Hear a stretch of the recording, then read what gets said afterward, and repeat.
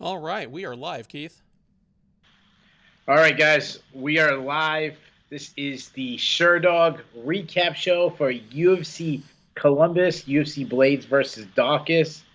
I am your host. My name is Keith Shillan. Joining me, as always, is the senior editor of Sherdog.com, the great Ben Duffy. Ben, how you doing, man? I'm doing really well. I learned a few things tonight. I don't know about you. Yeah, before we get into that, I just gotta say one thing. OH. I-O. There you go. We are absolute money with the when it comes to the hometown crowd. We got the gimmick down. Um, so Ben, we had 13 fights scheduled. One fight got canceled the very last minute. The heavyweight Slobber the customary heavyweight fight that we weren't excited about, but we got a heavyweight fight in the main event. So let's get right into it. Obviously, we have the chat open. If anybody wants to chat with me and Ben, please do so. I see Kyle Lahi is in there. Tiffany Shriver is in there. So that's always nice. So, Ben, let's get right into it. Curtis Blades knocked out Chris Dawkis in the second round of the main event of a pretty good card.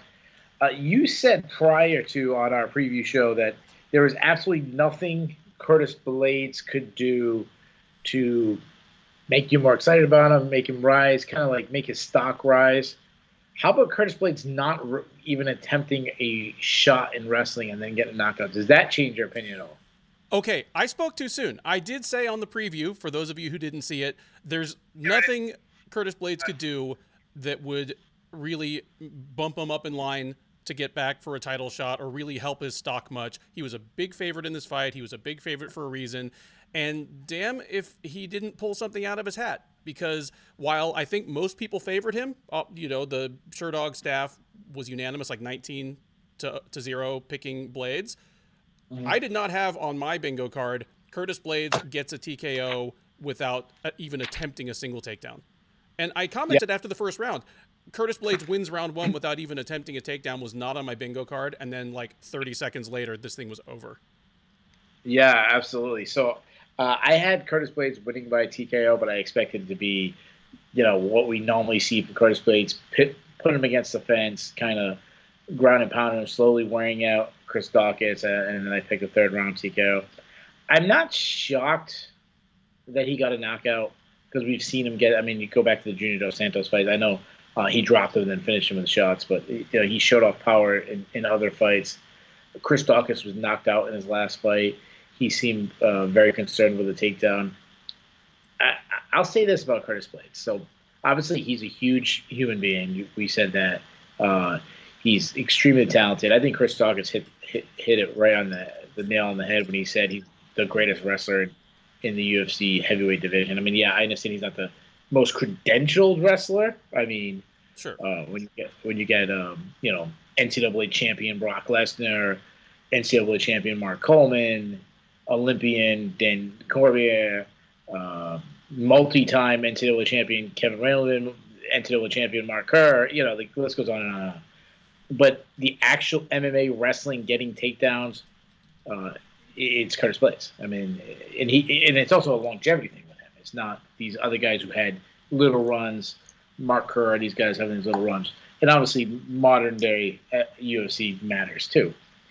I don't know where I was going at this point, but so he's really talented. I'm concerned though, and I'll tell you why. I think it could be a good thing or it could be a bad thing for Curtis Blades that he got the knockout. Now, the reason why, and I think you got to agree with this, when guys get a knockout, they get this new shiny toy. They start looking for it. We've seen it with wrestlers before, Tyron Woodley. I was thinking Josh Koscheck, Dan Henderson, where suddenly they just want to throw their hands, and actually the biggest tool goes away, which is the wrestling. That's where he has his advantage. So that's where I think it could hurt him. It could also help him in the sense now, before guys were so worried about the wrestling, now they might have to worry about his hands, worried about a knockout. It actually sets up his wrestling. So he actually could make his takedowns even easier. Talk to me for a second. Well, Normally I get concerned when wrestlers get strikeritis. Obviously, you named a bunch of the most obvious names. Johnny Hendricks, Jake Ellenberger are two more of them. Yep. One thing that I find encouraging about Blades is that most of your classic cases of strikeritis, they fall in love with the overhand right. They just fall in love with their fastball, and it's almost always the right because it seems like most converted wrestlers end up being orthodox strikers. But yeah, it's almost always the fastball. And in the case of Blades, he showed a little more diversity than that. And he showed a little more defensive soundness than that. Like even the very closing exchange where the end of the fight came, they both threw simultaneous punches.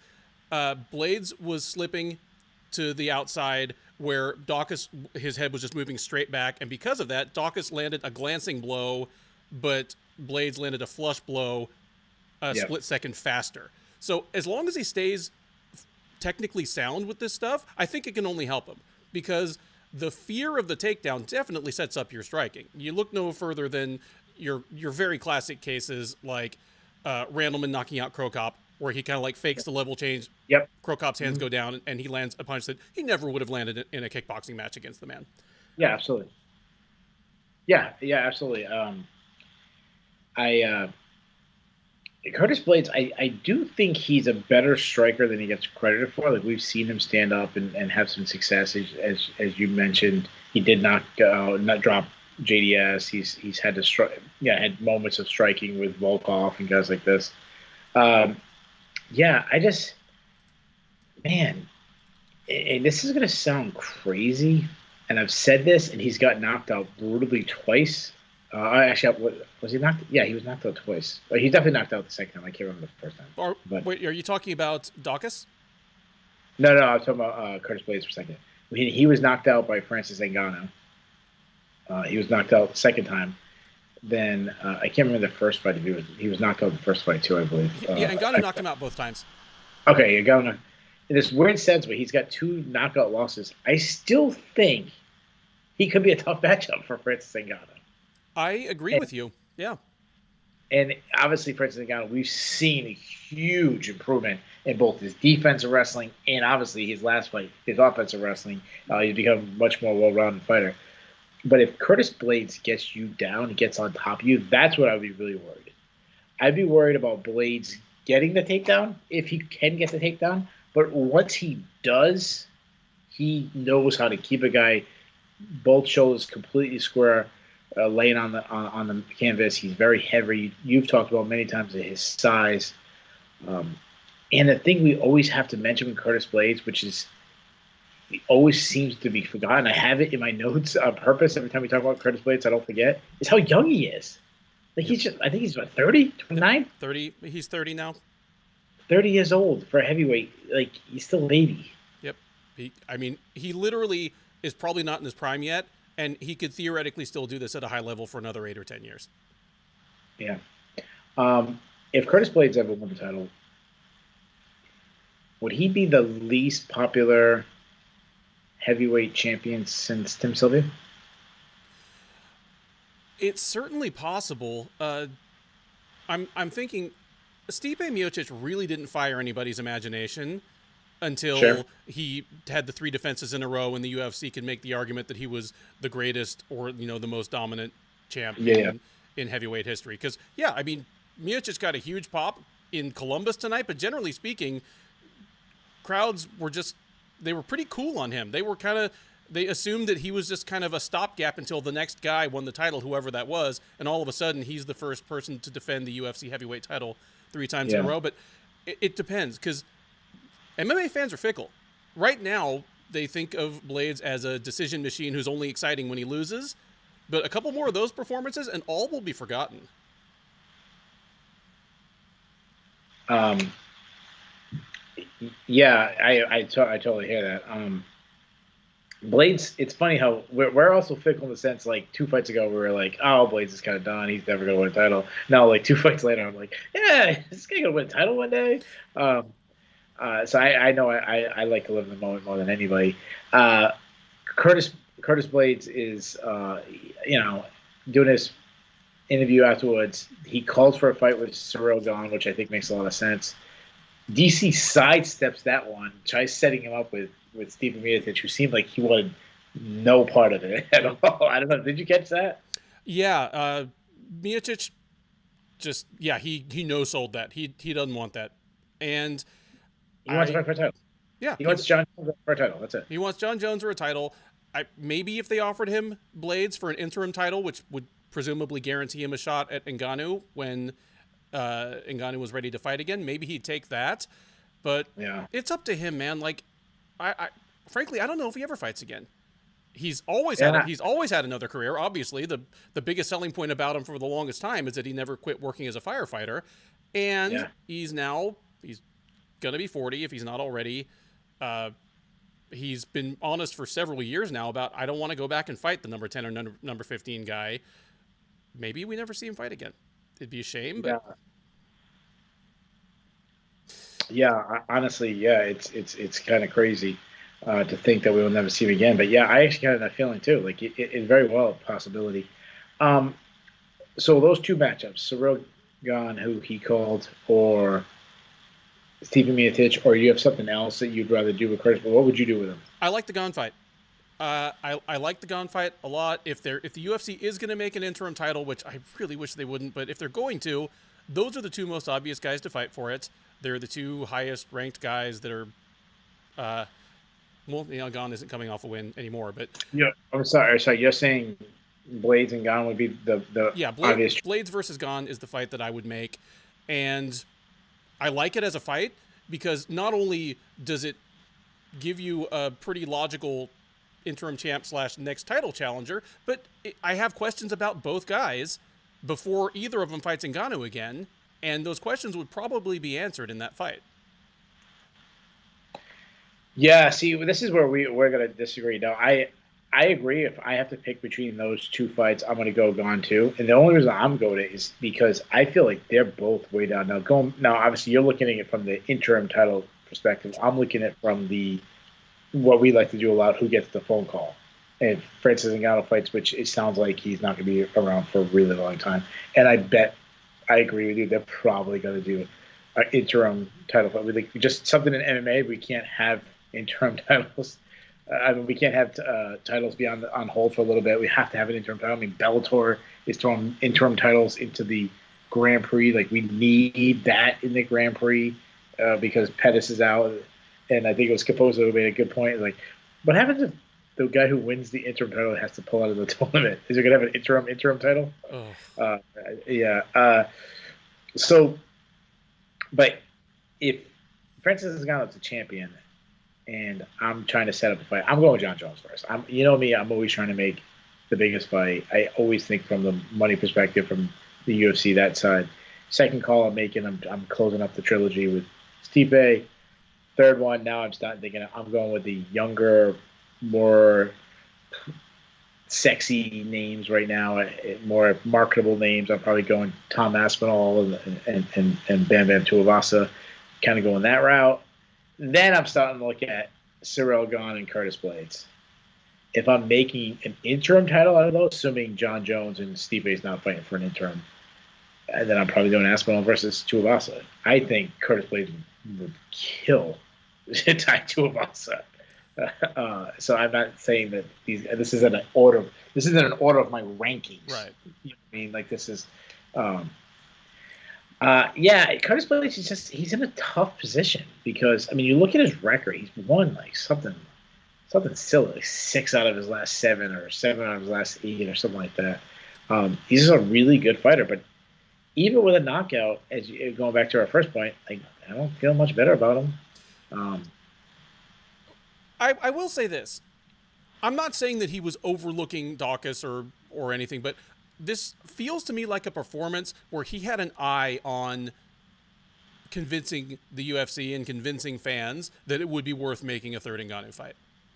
Yeah, I think I actually think that's a really good point, and it that's probably should how you'd be looking. I mean, yeah, obviously it's one of those ones.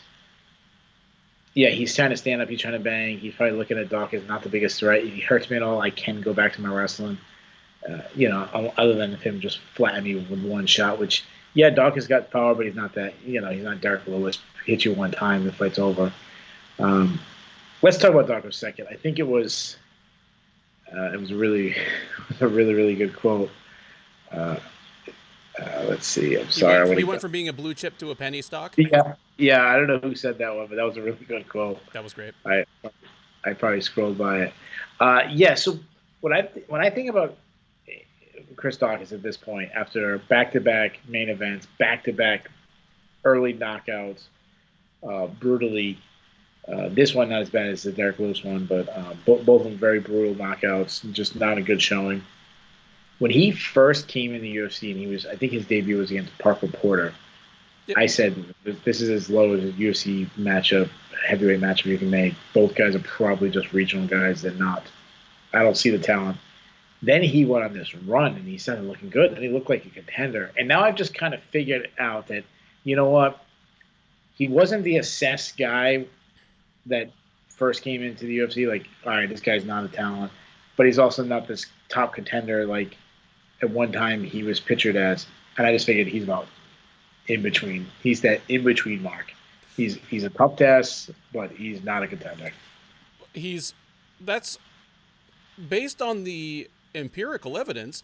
He has come up very short against the top 5 guys he's faced, and he has blasted the non-top 10 guys he's faced. So I think it's fair to say that he's probably around a top, like borderline top 10 guy.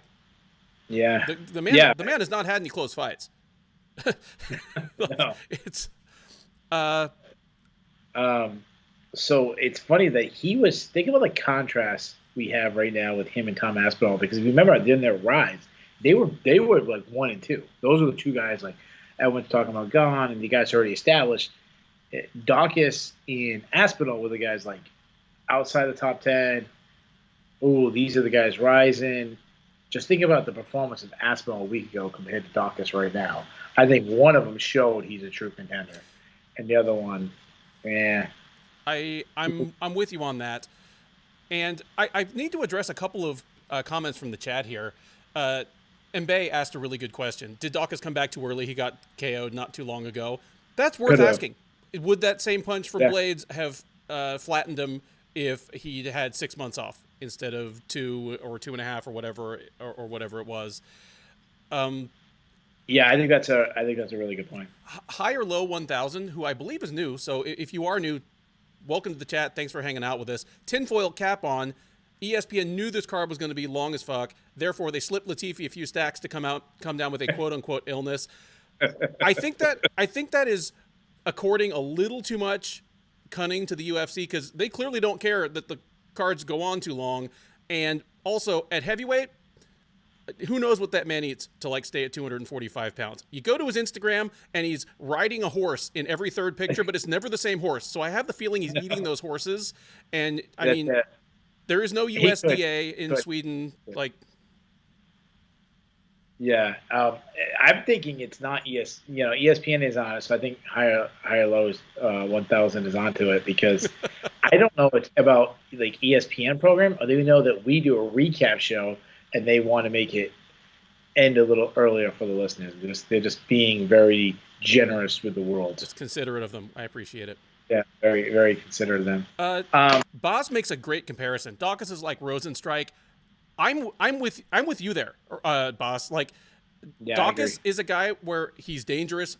Like I say, I think he's probably gonna settle in as kind of a top 10-ish, or it's a guy who hangs out between like the 9 and 15 spots for a good while, because he's got plenty of tools. But I think we're starting to see the ceiling, and it's the same with Rosenstrike. Yeah. In fact, I want them to fight each other now. Yeah, I agree. I think that is a very good comparison. So you'd like for those guys to fight each other? Yeah, I'm okay with that. You kind of completely end one of those guys altogether. The guy I wrote down was Andre Arlovski. And I know I've been matching Arlovski with fights a lot, and I want to remind people when I do this guy, I should fight this guy. It's only for this show. By next show, it's completely new slate. Like I don't think the UFC is listening to me. Yeah. So I'm not saying, well, I can't match him against Andre Arlovski because I got this guy going against Andre Arlovski. But so it's a completely new slate every time. If you slapped them all together, like by Keith's and my picks, basically Andre Arlovski and Brad Tavares would be like fighting 40 times a year. Yeah, they're like those are like their Yeah. stereotype middle. You're not top 10. Yeah. Yeah. So speaking of people who are not top 10 or not true contenders, kind of probably in the same range as Dawkis is now. That's Joanne Wood in the co-main event. I know we covered the main event much quicker than we normally did, but I think we talked about that on the pre-fight. We said the recap of the main event was going to be a lot shorter than most because, if we're being honest, it didn't really hold a lot of weight in the rankings and things like that. Joanne Wood took on Alexa Grosso. Alexa Grasso picked up her first submission of her career, first round rear naked choke. She did not have as I mentioned, she did not have a submission before. Well, if you're ever going to need a submission, Joanne Wood is the perfect person, as she has routinely struggled on the ground her entire career. Yeah, we talked about this. Grosso was heavily favored for a reason. It's an interesting kind of mirror image of the Blades versus Dawkis fight. It's almost as though Grosso came in here just wanting to flex a different set of skills, wanting to prove something, because Grosso is walking in here. Obviously, she's not overlooking the fighter in front of her, but out of the corner of her eye is Valentina Shevchenko. Yeah. And she needs to prove to the UFC, prove to the fans, just kind of drum up interest in, does this woman have anything to offer perhaps the most dominant fighter in the sport right now? Yeah, I mean, obviously, out grappling Joanne Wood is a different thing than outboxing Chris Dawkis, because Blades beat Dawkis on his own terms in his wheelhouse, whereas Grosso exploited one of the worst ground games of any high-level fighter in the UFC. Yeah. Wood has never looked comfortable off her No. back. It's just always it's never clicked for her. I think about like when she got submitted by Marina Moroz, who's never been known for her ground game, even except for her last fight. She looked like Nick Lee out there, Penn State wrestling or something. But yeah, I sit there. I saw Wood get taken down twice. One time Wood was going for like a headlock, and Grasso did exactly what to do, which is jump in front of the hips, go with the momentum. And I said, like, she's not going to submit Wood. Like, Wood, you're not going to get submitted by Grosso, who's not known for a ground game at all. And about 20 seconds later, she's got a submission. And as soon as I think it was DC saying it's over, as soon as she put her arm on the shit, I knew it was over. I think Grosso, you said, does she have anything for Valentina Shevchenko? I hate to do the obvious, which is anytime we have a champion that good, it seems so far ahead of the pack. Like, no, she doesn't. But there is some things you have going for the UFC. Now, taking off the competitive nature of it and putting on the marketable side, she's very good looking. Grosso? Yeah. Oh, absolutely. It's a part of why the UFC snatched her out of Invicta too early. She was 21 years old, really cute, exciting fighter. Yeah. I think you described it perfectly. She's cute. She's not like Paige Van Zandt, like oozing sexuality. She's that like girl next door, like super cute, like girl that you go into, like you get a coffee from and you give her a little bit longer smile than the old lady who gave the coffee the day before. Yeah, so she's cute. She's talented. Obviously she has the Mexican market that they've been, obviously trying to pump forever. They haven't had a Mexican female star. I mean, it's really her and Irene Aldana. But there's some talented things. We see her submission now. I like that she's got high output. Everything's straight, tight boxing. Everything's tight down the pipe. And then she showed some grappling and she showed some takedowns. She seemed like she's adding layers to her game. Moving up weight has really worked out for her. That's how you market it. Yes. If that's the next fight.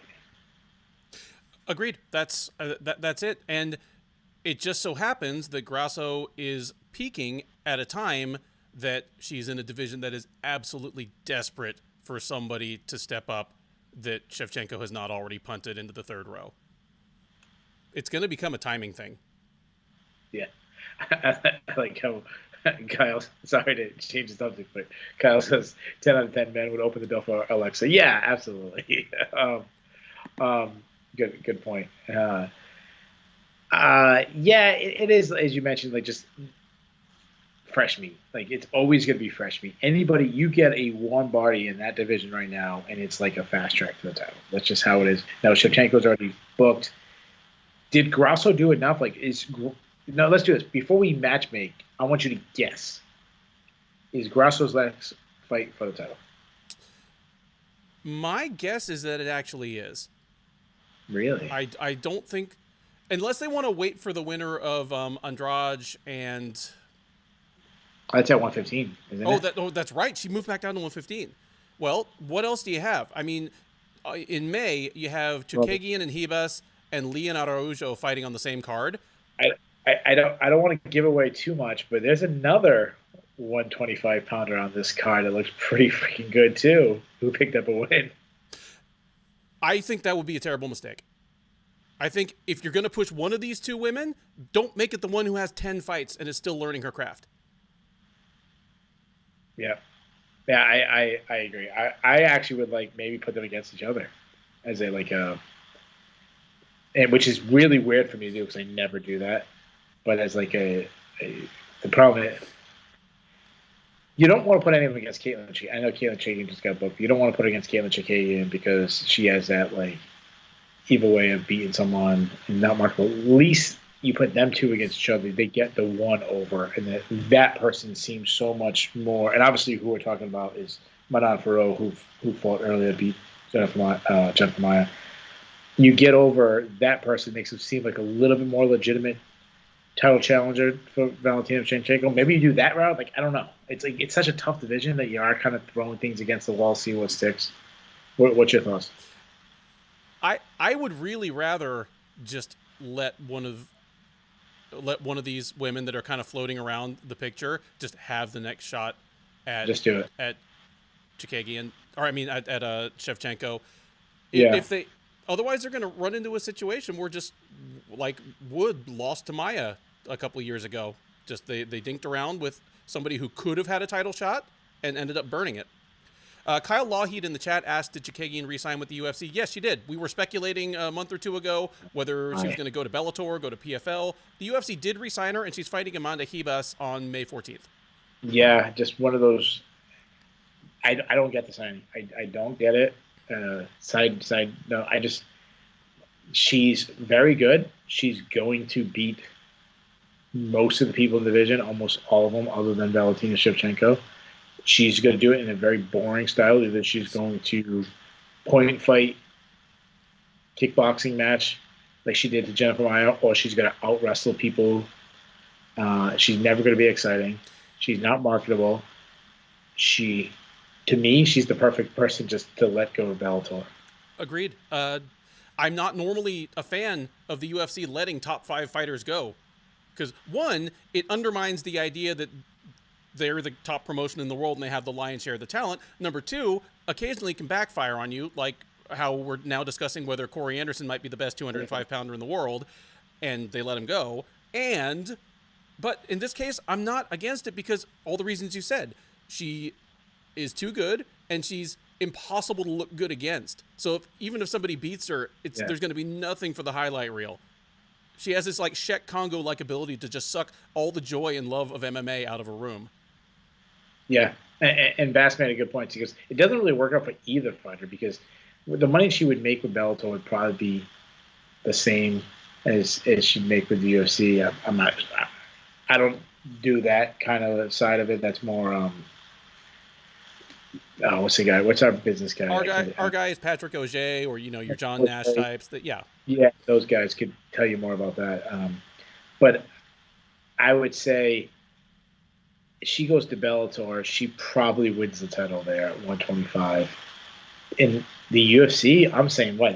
That's our competition. The girl that already fought for the title and got smoked. Yeah. By our person, like got embarrassed. Like that's how I'm arguing. Like, hey, there you go. And then if she doesn't win the title and Bellator's all like, oh, our people are better, like, yeah, wait, she already got smoked by our champ. Like, to me, that's a perfect person to just let go. And if you're Chikagian, why not try to go get yourself a title somewhere? I didn't get the signing. And if you I go think, to I think that's and if she goes to Bellator, like she can probably take a taxi to most of her fights. that's another thing right there. They have shows at The Madison Mohegan, Square, or and then they also have tons of shows at Mohegan. yeah. Yeah. I don't get it. I didn't get a sign. I was really one of the ones I thought was going to leave the UFC, but I'm fine if they want to re-sign a top fighter, even if they're just going to try to use her to put fighters over. I'm never going to hate on them for keeping the best talent in the world in house. So cool.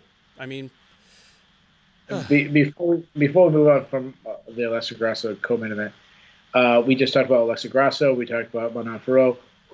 And I'm not saying either one is a serious threat for Valentina Shevchenko, but between the two, who's a more serious threat? I think Manon Fiorot probably is. She is one of the few fighters in the division who can match the physicality, but she would have a better chance a year from now. She still needs seasoning. We're not going to talk about the Fiorot fight yet, but even though she looked great and she beat her best test yet in Maya, it didn't make me feel more confident about her chances against Shevchenko for reasons we'll get to when we get there. Yeah, I agree. Of those two, I agree. I think Ferro's the much tougher challenge, and I actually think Ferro would beat Alexa Grosso if they fought right now. But you know me, man. I'm huge on Ferro. Yeah. A fight that I shouldn't say I wasn't too excited about, and it's more of I need to matter. I said this fight is going to be spectacular. It's going to be fun. We'll probably get a knockout. Two brawlers, historical brawlers, Matt Brown and Brian Barreno. Well, I was right that it was going to be entertaining. I had no idea that it was going to put up a fight of the year candidate as the two old men put on the Columbus crowd couldn't have asked for anything more other than Matt Brown winning the split decision. Yeah. Because they have their hometown guy who's been into some legendary back and forth brawls. This one might have topped all the ones he was in. Matt, if you were grading just Matt Brown versus Brian Barreno, I got to give it an A+. It was that freaking good. Yeah, it's one of the best fights of the year. It'll probably be if there was a separate fight of the year category for fights that don't really have any title implications, it'll be my unranked fight of the year. There you go. It'll be my fight of the year between two unranked people. And yeah, other than Brown getting the decision and Brown retiring in the cage after getting the decision, it couldn't have gone any better. And I do have to say, just a little sidetrack, it did my heart so much good to hear just the terrifying alligator-like roar of Mark Coleman in Brown's corner. After all the highlights and lowlights that he's had, like his incredible, obviously, the UFC title, but the Pride Grand Prix win in 2000 was certainly the highlight of his career. And then the lows were, he's selling the trophy from that thing on eBay, selling all his memorabilia. He needed a handout for a hip replacement, which thankfully MMA Elite picked up. Alcoholism, just to see him in the corner of another kind of great fighter and just seeing him doing so well, it made me so happy. Yeah, and people who don't know, like Mark Coleman, that was a legendary cornerman with the Hammer House and Wes Sims and Kevin Randall. He was legendarily bad at the time. No, they he were was bad. A terrible quarterback. There was, mind you, there was probably about 6 teams back then. You had Team Punishment, you had the Hammer House, the Lions Den, Militich, Militich, I just met Mark Coleman screaming, Kev, screaming out to Kevin Randall. Breathe, breathe, Kev. So one thing about these guys, one thing I said, both these guys' cardio is a shot. That wasn't true. They looked extremely tired, but their heart was in it, and chin too. Both these guys ate some shots. I thought the fight was gonna end about 10 different times, and it's one of those ones. It was one of these fights that just reminded me that high-level MMA fighters they're just not human. Obviously they're human, but there's a quality in them that's just unlike anything we see in any other sport. Completely agree. There, all the cliche, cheesy, corny terms you come up with. You know, they have the heart of a warrior, of a lion. There's no other way to describe it. They are wired differently than most people. Even people who train and have the skills, there is a certain amount of killer instinct that most of your greatest fighters had. And yeah, Just imagine if this fight, instead of happening in the UFC, happened in like one championship was on this morning is High-Low 1000 S. I watched it. I only watched the third part, the pay-per-view grand finale. Yeah, I wasn't doing an all-nighter, but imagine if this fight was in one championship. Imagine what they'd be saying. Like, this is the greatest fight ever. This is why God made fists. God made fists for these two men to punch each other. When God made Adam. Good night, Irene. Yeah, when he made Adam, it made his hand. He thought about Matt Brown elbowing somebody. Oh yeah, Tap mentioned Rich Franco. Obviously, Rich was at one championship. So, yeah, he was at one. Yeah, he was one of the commentators. Yeah, but yeah, obviously he's from Ohio too. Another Ohio legend. Before we move on, were you okay with the scoring? I scored it. I scored it for Barberena. It made me sad to do so, but yeah, I gave it to Barberena 2-1. I'm not mad at someone scoring it 2-1 for Brown. I mean, yeah, the individual rounds were close, but I thought the first round was a pretty obvious Brown round, and even though the last round was exciting, that was a Barberena round to me. Like, yeah, especially very over and over again. It was really close, but yeah, especially the flurry at the end, the last 20 seconds or so. Like, he had Brown. Brown was really, like, for being honest, he was seen by the middle. Yeah. Yeah, that's why I went with Barberena too. So I said things I was wrong about these guys, their skill sets. One thing I would 100% was not wrong about is Brian Barberena was the worst defensive wrestler in the UFC. I mean, his takedowns are terrible. I mean, he was making freaking Matt Brown look like Bo Nickel out there. It was like, how many times are you gonna get foot swept? Like, stop clinching with him. He just keeps He did 3 times to you, dude. Seriously, that was something. Just like, it wasn't even a hard foot sweep. It was just like, it was like something like from like karate class almost. Like, it was unbelievable. Yeah, like things that don't work. Obviously, high level judo foot sweeps and wrestling foot sweeps work. We're talking about joke stuff. A couple more things before we move on. Go back to the Hammer House. Remember when Phil Baroni was part of the Hammer House? Oh yeah. Yeah, that's it. Let's bring Phil Baroni. Like, next time Matt Brown fights and Mark Coleman is in his corner, like, let's bring Phil Baroni there too. And dude, bring me the New York Badass anytime. I'm there for it. I'm the best ever.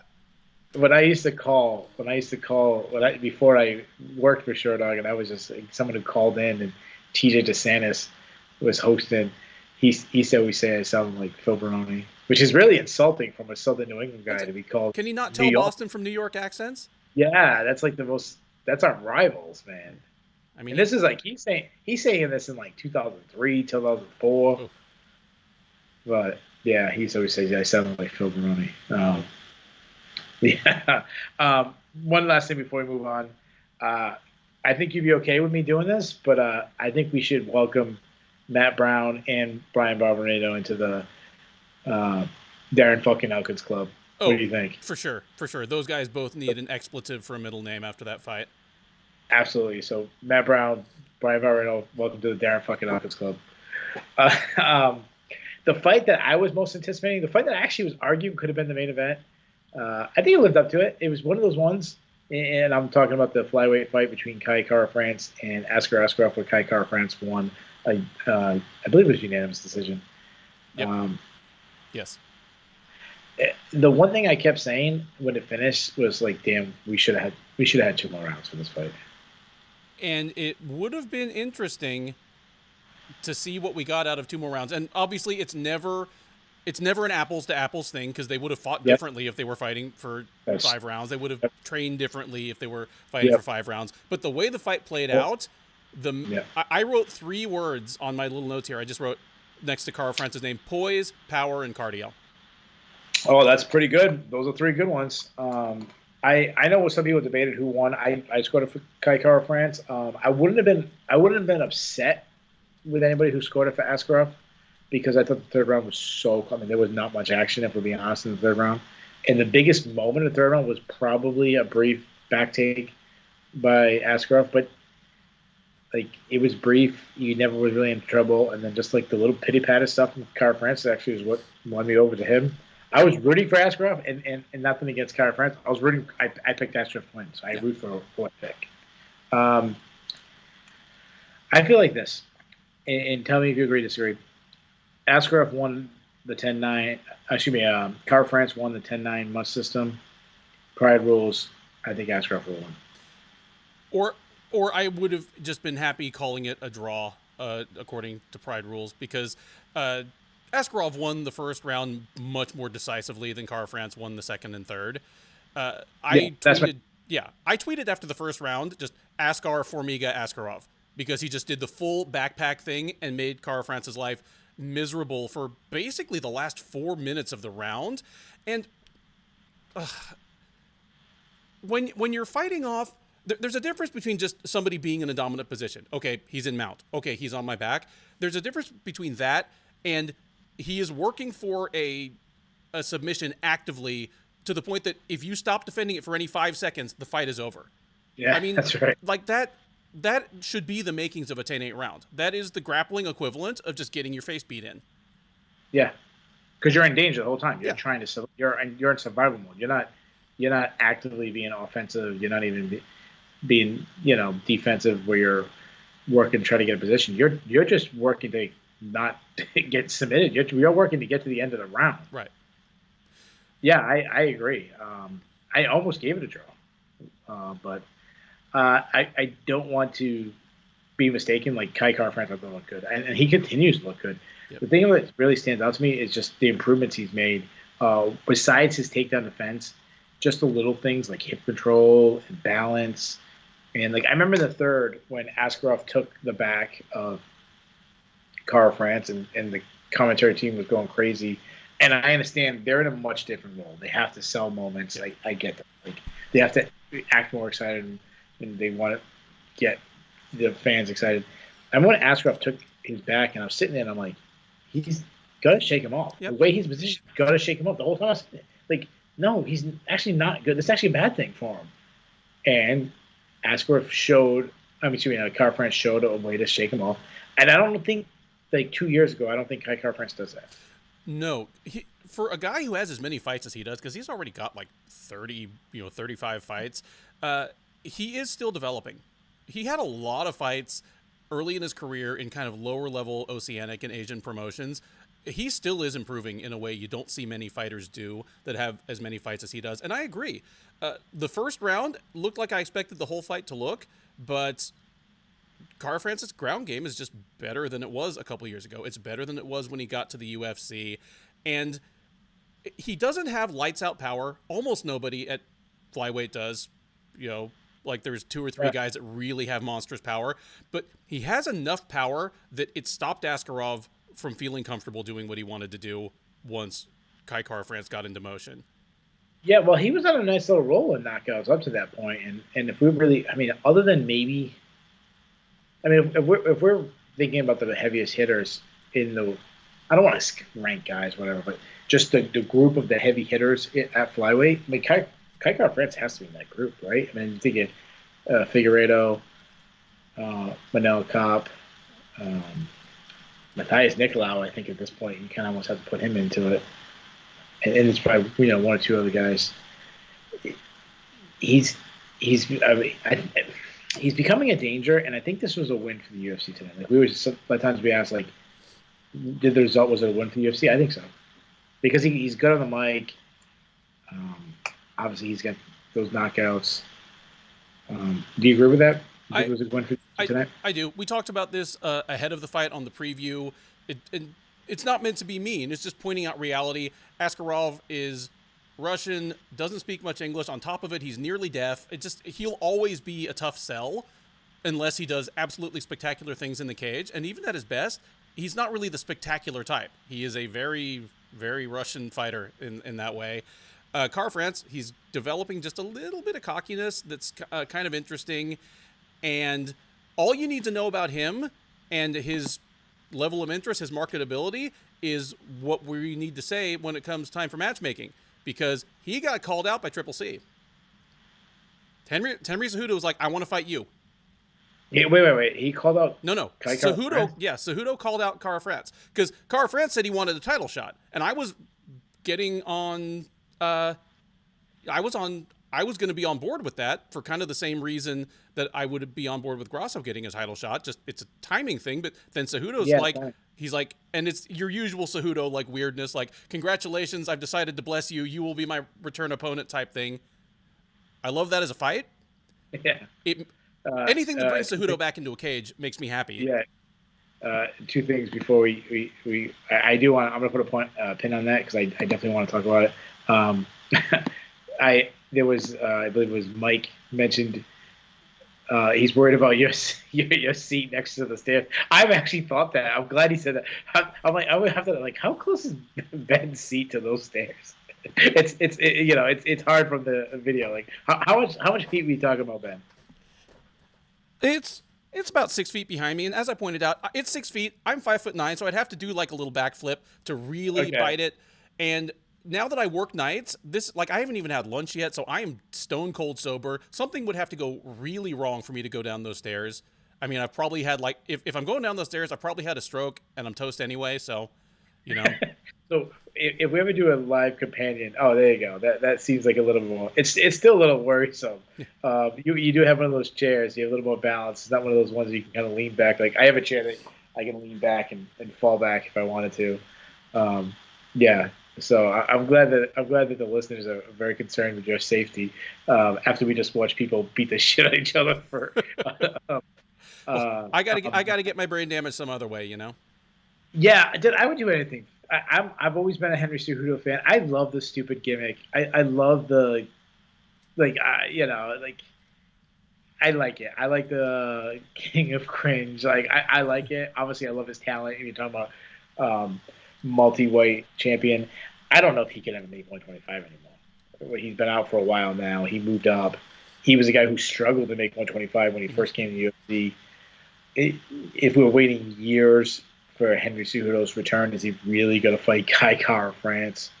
But yeah, if it actually happened, I don't believe him. I think he's watching the fights and he likes to inject himself at least once into an event, and that was the best. I mean, he wasn't going to call for a fight with Curtis Blades, so I wouldn't put that past Henry Cejudo, but yeah, I would love for Henry Cejudo to be back. But yeah, I don't think Kai Kara France. So you're saying Kai Kara France next fight, if it's not Henry Cejudo, you'd like to see him fight for the title? I would be happy if the title picture was such that he needed to fight somebody else. Okay. But I mean, we're already about to get Figueiredo versus Moreno 4. We need a new person up there right now. We need a new person up there yesterday. Because Figueiredo and Moreno are about to show us that there is such a thing as too much of a good thing. So, yeah, make it Kara France, because of the guys that are kind of up there in that realm, and I probably would have said the same about Askarov if he'd won, Kara France is closest to a finished product. It's the same thing as Grosso versus Fiorot, where if you're going to push somebody a little, like 1 or 2 fights too early, at least make it the person who's got 30 fights already. Yeah. I 100% agree. That's the fight I would do next. I think Kai Kara France. We talked about before, I was giving the winner of this fight a title shot. So I think Kara France should fight for the title. Let me ask you this question. What's a more favorable matchup for Kai Kara France? Is it Figueiredo or is it Moreno? I honestly think it's probably Figueiredo. Because Figueiredo is more likely to just bite down on the mouthpiece and get into a wild brawl with him, just kind of Garbrandt himself. Like, he's not quite Garbrandt, but he's in the Garbrandt realm of he's much more technically sound than he lets on when he lets himself get drawn into a wild slugfest. I think Kara-France would stay disciplined. And I'm not saying I would favor Kara-France over Figueiredo, but I could see a fight play out where Figueiredo bites down on the mouthpiece, gets wild, and Kara-France stays poised. Yeah, I totally agree. Kyle Johnson mentioned really the only other person in the hunt is Pantoja, which, I agree, but I would go with Kara-France, a little more marketable than Pantoja is right now. When you think about Brandon Moreno, when you think about Kai Kara-France, obviously the boxing matchup between those two would be really, really fun for a technical sense. If I'm Kara-France's corner, like, is he faster? Is he faster than Moreno? Maybe. He may be fast. I'm not sure if he's faster than Moreno. I think he's faster at this point than Figueiredo. But even more is when Figueiredo won his last fight, and I know I scored I can't remember. Actually, now I'm second guessing. I scored from. I think I might have scored from Moreno, or I don't. I don't know who I scored it for. But one thing I said, like, and I remember you agree. I think one of you actually might have pointed out, but Moreno hurt Figueiredo a couple times. Mm-hmm. Start like questioning. Yeah, is he showing no signs of a chin deteriorating? And High or Low said in the chat just a few spots back that Figueiredo's chin is shot. I don't know if it's completely shot, but I think its days are numbered at 125. He has a monstrous weight cut, and it's not doing either his chin or his gas tank any good. I could see him, like, if he loses to Moreno, I would put money on him moving up to 135. There's nothing he can do to get a fifth fight with Moreno, I don't think. Yeah. No, I agree. Well, I want to put it past if they do a fifth fight. But yeah, just the power of Kara-France, and I'm not going to say that Figgy's chin is completely shot, but it is something that both me and Ben did notice in his last fight, that there is warning signs. So yeah, if I'm Kara-France, that's the fight I'm hoping wins. I'm hoping that Figueiredo wins. It's funny because Mabe, we did mention this. And Mabe said Figgy knocked Moreno down 3 times. Yeah. We did mention on the last recap that, like, we're being what's the word I look at? Like,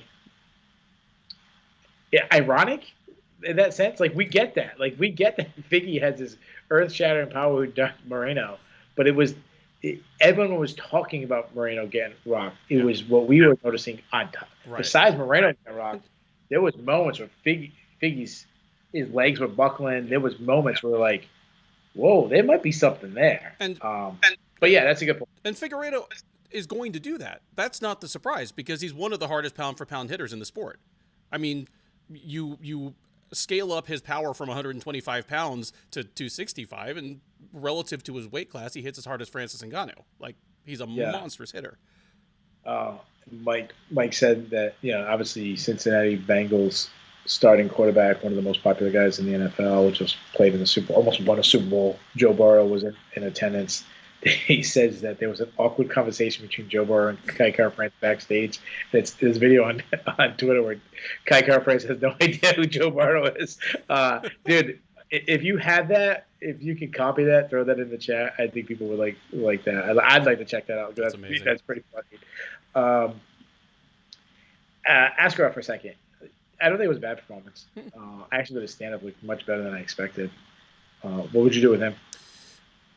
I think he can afford to take a little bit of a step back. He came into this, undefeated, period, and run through the walls immediately. Yeah, and he lost a competitive fight to a very good fighter who might be in line for a title shot. But I think they can afford to give him a little step back. I want them to give him someone who's, like, on a winning streak, but not in the top 5 himself. Like someone like Malcolm Gordon. If he beats Gordon, he's right on track. I believe you have something against Malcolm Gordon. You love seeing Malcolm Gordon get beat up. It's not that, I swear. It's like... I went a little higher than Malcolm Gordon. I was going with the winner of Manal Cop versus Sue Majority. But yeah, the whole point is like I'm not set on a matchup. Like this does not have to be, but that range. So yeah, I agree. Like he's close enough where 1 or 2 wins, he's back fighting for a title. Uh, so I'm going with someone like in that range. So the winner is kind of back in that top 2 or top 3. But I think it was Bass who said that flyweight is just a really kind of low key good division right now, and I agree. Like it might not be 30, 40 deep, but overall it has been, and it doesn't have a star quality. Like there's really never been a star in the division. I guess you could make the argument for Moreno in Mexico, and Moreno then in Mexico. I think Cejudo had some star Cejudo. quality. Like when he became a star, he like left the division almost immediately after. So it doesn't have the star quality, but the talent. I mean, it's good. It's a really good division. Yeah, it's a fantastic division. Hard to believe that the UFC had whittled it down to a pencil stub just 2.5 years ago. And there were some guys who never came back, like they got cut that were talents. I think of like Shorty Torres, Jared Brooks. He went to one championship, like matchups, guys like that. Like they never came back.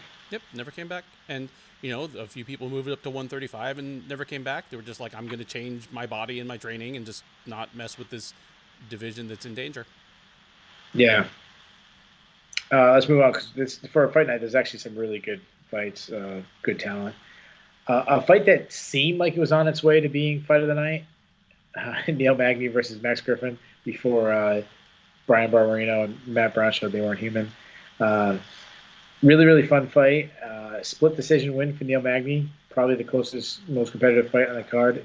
Do you agree with this with a Magny win, or did you score for Griffin? I did score it for Magney. It's another one kind of like Askarov versus Cara France, where Griffin really, really won the first round, and then Magney won the second and third, but they were both very competitive. So I scored it 29-28 Magney, but if we're scoring this by Pride rules, one championship rules, Griffin certainly came closer to finishing the fight than Magney ever did, and yeah, well, I think the third round wasn't close. Magny was put. I mean, Magny was. I mean, he was. I scored the third round at 10 okay. Magny. But what if he had been deducted a point for spiking him on his head at the end of the round? Well, then we would have rioted because anytime you can power bomb someone, that was an honor of the late great Razor Ramon. That was what he did. He went full NWO on freaking Max Griffin at the end there. Just so you scored it for Griffin. I scored it for Griffin. We'll throw it out to the chat. No, I scored it for Magny. I'm sorry, Magny. That's what I meant. Sorry, I meant to say Magny. I scored it for Magny too. Sorry, I apologize. We both scored it for Magny, 29-28. We'll throw it up to the chat if anybody scored it differently. Just give us your scorecards. One thing I know there's a couple of new people in here that I don't recognize the names. One thing we do, if people have a different opinion, we don't bash people here.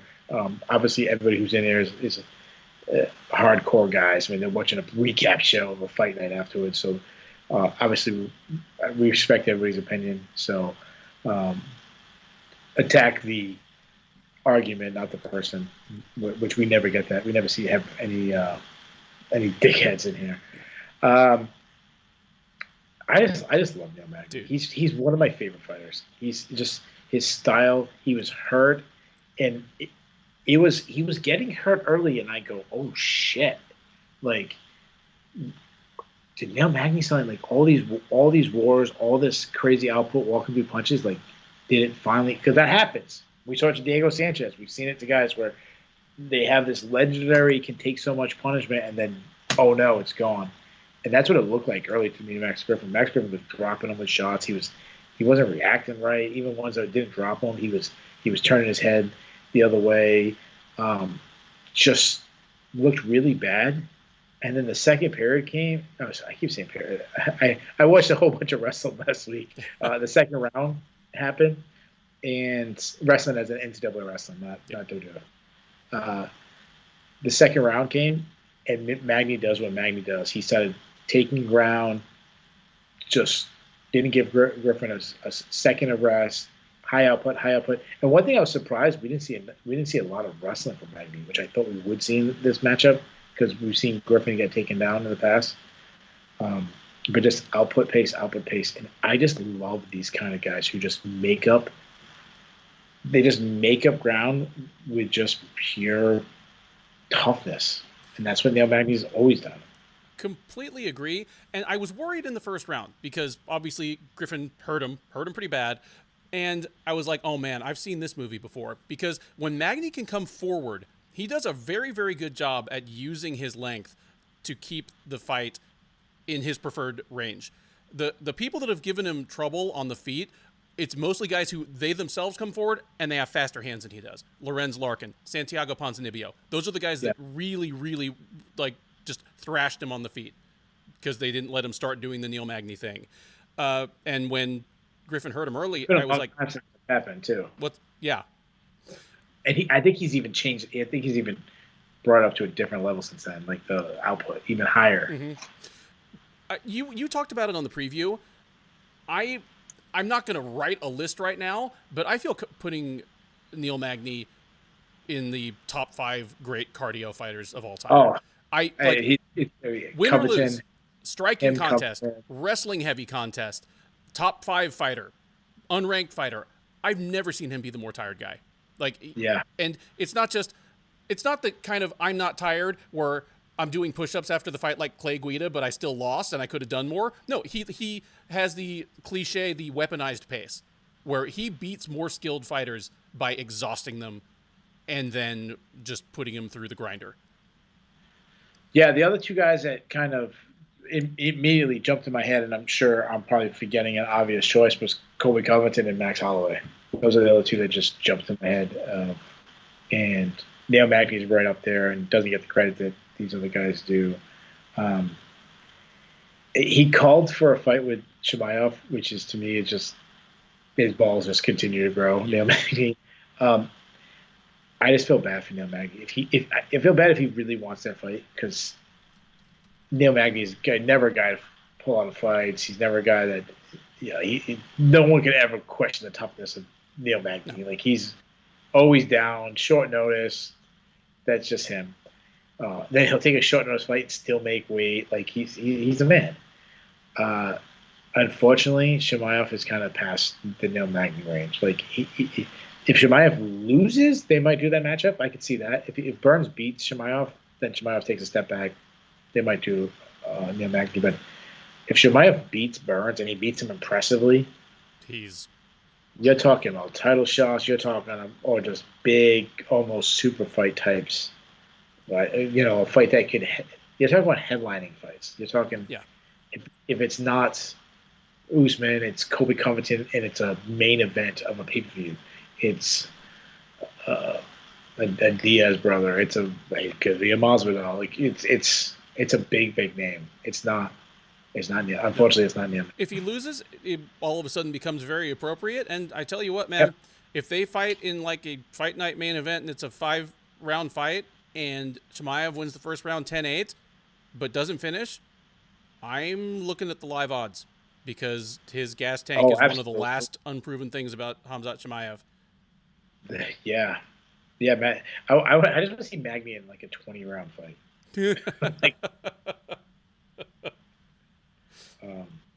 It's just a badass dude. Can I do this? Maybe I'm being really generous. Can I put Neil Magny? Can I do it? Can I put him in the Darren fucking Elkins club? Is that okay? I'm fine with that. I would have been fine with that after the Hector Lombard fight. Yeah. Yeah, dude. Neil Magny, welcome to Darren fucking Elkins club. Welcome. It's getting filled. We gotta take we gotta write a list of the guys that are in. We gotta keep track of that. So what would you do with Neil Magny? I think he deserves another guy kind of in the same general range as him, coming off a win. Maybe the Luque versus Muhammad winner, or the Eliseu Capoeira versus Munir Lazzez winner. I feel like Luque Muhammad, they're higher. Well, yeah, but they're also like they're not getting the title shot, but they're like, if you're say just we'll throw Vicente Luque in for a second. Say he wins, and that's a pick 'em fight as it goes. Yeah. But say he wins, he's not the first guy to get the call. But you know what he is? He's that guy who's weighing in. You know what I mean? Well, he already did already. But you know what I mean? Like he's a guy that some shit happens, he's in. He and Muhammad are both guys that I think are sneaky high on the UFC's who you're going to call list that you like to bring up. Like if people start falling out due to injury or whatever, who is the UFC calling? I think both of them, because they have fan-friendly styles, they have interesting personalities. I think they're both kind of sneaky high on that call list. Yeah. So I had a couple matchups I liked for Magney. One was I thought the Chimaev Byrne loser. If that whoever loses that matchup, I think would make sense. I thought, well, maybe he could just be a name for like a Sean Brady, which, dude, a lot of people on paper would take Sean Brady, dude, like just because. But that's a huge trap fight for Sean Brady. Sean Brady is just the same thing.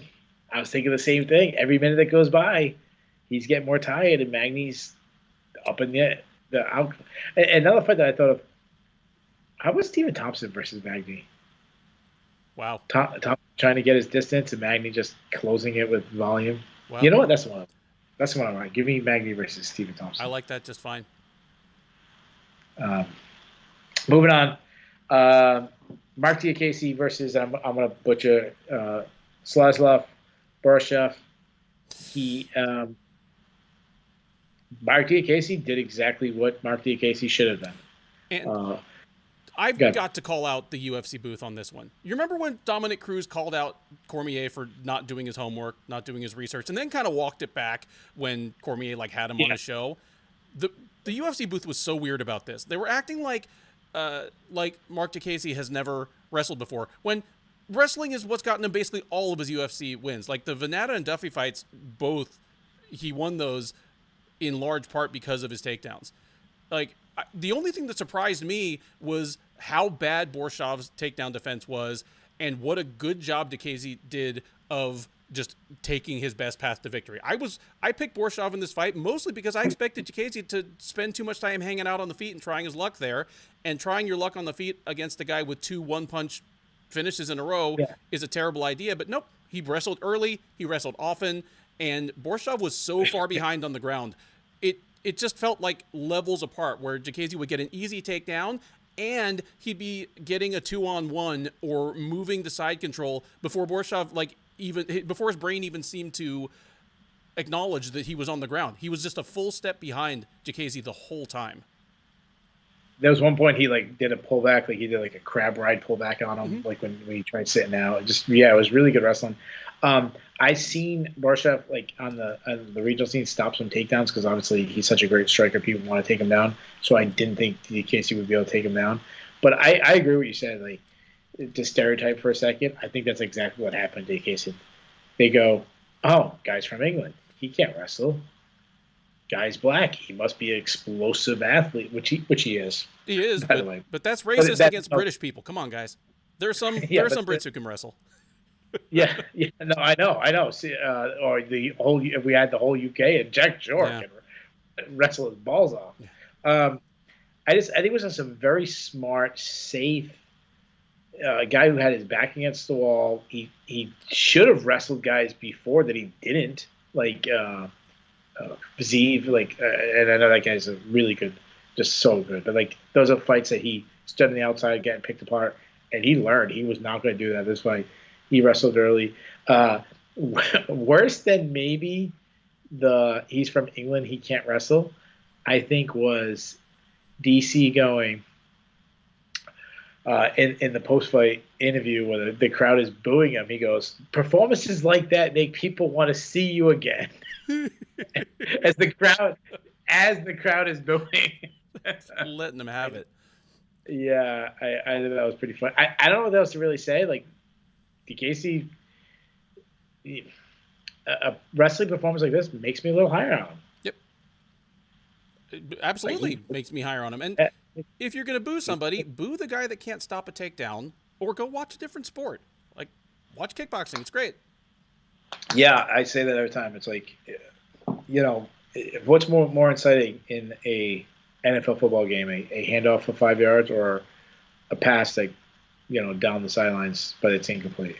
Like, with the wide receiver and the cornerback both jumping up and it gets deflected, but it's an exciting moment. No, if every time I hand the ball off, it gets 5 or 6 yards. Just keep handing the ball off. Yep. And good showing by Casey. Yep. Speaking of wrestling, I understand why the crowd might be going because we had back-to-back very wrestle-heavy matches. Actually, you know what? We're just about to get to the prelims. You want to do the awards? Sure, let's do the awards. I'm looking at them. There's a fight of the night, and there are 2 performances of the night. All right. So the way we do it, we ask guys if you haven't seen the awards. Ben has them. We like to guess. So I don't guess what I think the UFC's picked. I always guess what I would have picked. Yeah. So Ben said there's 1 fight and 2 performances. Yep. And then everyone throw those out there. I'll read them out there, and then when it seems like everyone kind of get their picks out there, we'll have Ben do the honors. One week we should do the opposite. I should look so Ben can get his guesses in. I'm gonna say, well, the fight of the night is obvious. It's Matt Brown versus Brian Barberino. As far as performances, I'm gonna say Chris Gutierrez, the spinning back face would probably get you a performance, and they probably got to go with Curtis. So this is not what they're guessing. What I would pick. The UFC's probably going with Curtis Blades, but I would have gave it to Alexa Grosso, like getting a first round submission, really breakout performance. So that's what I would do. I'll see what people say. Bass goes obviously Barberino versus Brown.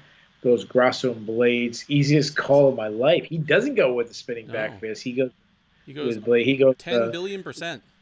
Yeah, he went with a lot of zeros in there. So I think he's probably right. Like I think that's who's going to win.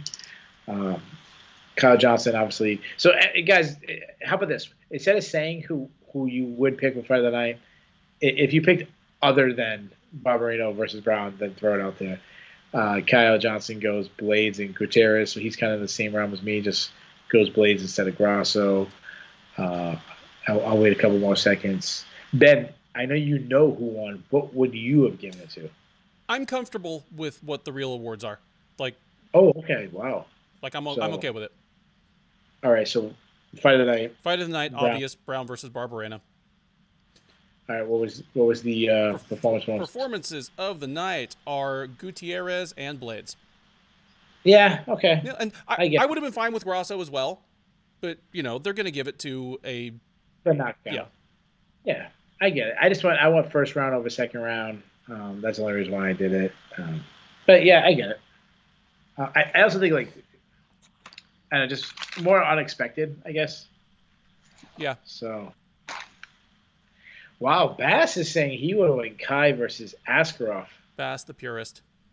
Yeah, I know. He's probably one of those guys. He watches fights. People friends at a bar talking. And you got a bunch of casuals. What's your favorite fight ever? And some guy goes, Griffin versus Bonner. And he's the guy who goes, dude, that wasn't even good. It was sloppy. The guy's no defense.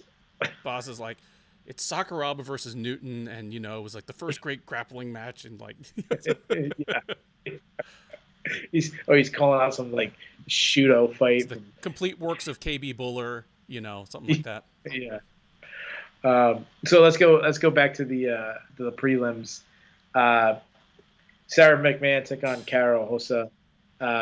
Sarah McMahon didn't do what Sarah McMahon does, and what I mean by that is what Sarah McMahon does is wrestle early, win early, and then find a way to lose. She tried to do what Sarah McMahon does. I thought we were going to have a couple moments. She almost got armbarred, almost got arm triangle chokes, a couple things. Almost just got like grounded out from on top, being underneath Hosa. But Sarah McMahon found a way to pull off the victory. What are you going to say about Sarah McMahon? 41 years old, Sarah McMahon still bringing the biggest gun show in the UFC women's divisions for an arm guy like myself. I mean, my heart was just all aflutter. That woman is just yoked. Like the I'm glad. deltoids and biceps on that woman are incredible. Imagine if Sarah McMahon, another 40-year-old who won today, or going back to one championship, Sexyama, Yashihiro Akiyama, Yeah. better known as Yama, with the best physique in MMA. Imagine if they had a baby together. Imagine the arms on that. The arms on that baby would be quite incredible. But speaking of which, I got to give you a little personal dap because I listened to your one championship preview because I wanted to use one of your picks as header media for a different Sherdog article about the same fight. And I ended up just listening to the whole thing start to finish because it was so good. Like, thank you for giving me such a great one championship primer. Yeah, I only went 2-2 on my picks, so it wasn't that good. Well, I don't care about your picks. Like, I just like the... or no, the two people I picked to win, they were close to winning, and then early Shinya Aoki I picked, and in the main event I picked Stamp Fairtex to pull an upset, and I was looking like a genius in the first. She was so close to getting a knockout, but Angela Lee showed off some toughness. Anything you want to talk about the Sarah McMahon, Carol Hosa? Besides, I don't feel worse about Carol Hosa. Something's got to give. I either feel worse about Carl Hosa or I feel weirdly better about Sarah McMahon because you can make an argument that might be your best win in the UFC. That might be Sarah McMahon's best win. But one thing I will say is there aren't many fighters that can do to Hosa what McMahon did. Yeah, exactly. Like McMahon made her takedown defense look really porous. You can say what you want about what it takes to get a silver medal in women's wrestling in the Olympics, but she and Tatiana Suarez are the only women that just straight out shoot a double like a male college wrestler in MMA. I don't know. Carla Esparza is pretty freaking. Okay, no, you're right. Sorry, Carla Esparza. She's got that little just like bowling ball physique and will blow right through a woman's hips as well. You're absolutely right there. But there are very few and far between. But there just aren't many other women that are going to give Hosa that look. And women whose best chance to get her down to the ground is to clinch and get a trip or an arm drag, they've not done well. Like Hosa takes care of herself just fine there. So it's not a great loss for her. She was a huge favorite, but she can dust herself off and move on from here and not have to worry about this happening again for quite a while. Yeah, absolutely. I feel like Sarah McMahon, she always is gonna pull me back in. You know me, I'm a huge amateur wrestling fan. I love amateur wrestling, and the high credentialed people. I know I'm biased too. I get drawn into that. She's gonna be able to do this. You're gonna see this ability sometimes, but she always finds a way to lose. She'll just get you enough to pull you in to start trusting her, and then you're gonna make a pick when it's oh my god, what a dumb stupid pick that was because she just got submitted in the first round. It's probably gonna happen in the next fight. So Chris Gutierrez versus Denai Becquerel. One of the funniest moments of the entire card is when DC and Michael Bisping is bashing Chris Gutierrez for going for a spinning back fist. It's like, oh, why would you go for that? You lost a round because of it. You shouldn't do that. And then the next round he knocks him out and they go, well, that's why you go for it. And he lands a spinning back fist. Before the spinning back fist, I was really entertained in a very technical sense. It was just Gutierrez's technical skills, his speed versus Denai Becquerel's just pure power he has, like the fight-changing power. Just a really, really fun back-and-forth scrap up to that point. Gutierrez is 6-0-1 over his last 7 fights. Yep. So my question to you is, man, like, in my opinion, it's probably the best division in MMA 135, or at least it's up there. What do you take of this? Like, what do we have in this guy? He's, to the extent that it is possible to sneak up on the top 10 in a division as stacked as 135, he's kind of doing it. I picked Dana Bakary against him. I believe Gutierrez was the slight underdog, and it was a real close fight. Like, it had been a back and forth fight. I gave Dana the first round, but it was competitive, and then he just lamped him. And like you said, he's on an impressive streak in a division in which it's difficult to do that. And he also, kind of like Arnold Allen a couple weeks ago, broke a string of decision wins with like a nice finish, which is always a question you want answered about somebody as they move into actual title contention territory. You know, because if all your fights go to decision, that's just you're hanging your own chin out there for that much longer, you know, and you're giving an unnecessary advantage to more dynamic finishers. So yeah, it was a great look for him. I'm ready to put him up against, I mean, if I can throw some names out there, someone like Jack Shore or Said Nurmagomedov, someone who's also on a streak, and you can be like, okay, whoever wins this is in the title picture. Like, they're not next, but they're on the Rolodex when people start getting calls, and maybe they're only another fight or two away. Yeah, it's such a deep division. When you just go down the rankings and you look, man, it's so deep. It's like there's such good quality at 135 right now. Yeah, so a couple things I want to address before I give my matchup. Gutierrez, it's nice to see him get a finish. Like, I'm not expecting that moving forward, especially not a spinning back fist. I don't think he suddenly has power. I think he's going to be a technically sound point kind of kickboxing type, which is still going to be enough of a threat to a lot of people. I like how Kyle Johnson pointed out that draw against Cody Byrne is just like a weird outlier. Like, yeah, that really is. It's probably why he's not getting the buzz, because of that one weird bad performance, but he still came on the second and third round against Cody Byrne. Kind of the same thing with the spinning back fist. I think it's the exception, not the rule. As far as the matchup, I like the matchup you did. If you want to test two young guys, I mean, I know Gutierrez is not young, but if you want two guys outside the kind of rising, I was doing the opposite. I was kind of like giving him the veteran with the name, because I feel like he needs a name. If he had a name win right now during this 7-fight winning streak, there'd be a lot more buzz on him. So I'm going to give him like a Pedro Munoz. And one, it's a test. Two, if he wins, obviously his stock would rise. That's what I would do. That works for me. I feel like Pedro Munoz is another guy whose name we rolled out a lot. Like, if we had him, and if we had our way, like, Rafael Assunção would probably be on an 11-fight losing streak right now, because like every decent bantamweight coming off a win, like, he's one of the names we pull out. Yeah. Oh, you know what? Just like we'll pull out guys. Like, all right, when we run out of, like, we can't keep saying Pedro Munoz and Rafael Assunção, we'll just dig up like 135 pounders that are not even in UFC anymore, but they have like somewhat of a name. Like, give him Brian Caraway. Like, what's he doing? When did Michael McDonald fight last? Yeah, Michael McDonald, nice. That was a nice one. That's a good one. Oh my God! I saw Uriah Faber in somebody's corner. He looked pretty fit. That's right. Yeah, Uriah Faber. Yeah. I can't put this fight off any longer. Dreading the pronunciation, but oh jeez, you're great at these. I'm terrible. Elias Hizrioff beat Dennis Tuluin. Yep. Khizriev and Tuluin is about as close as the booth got.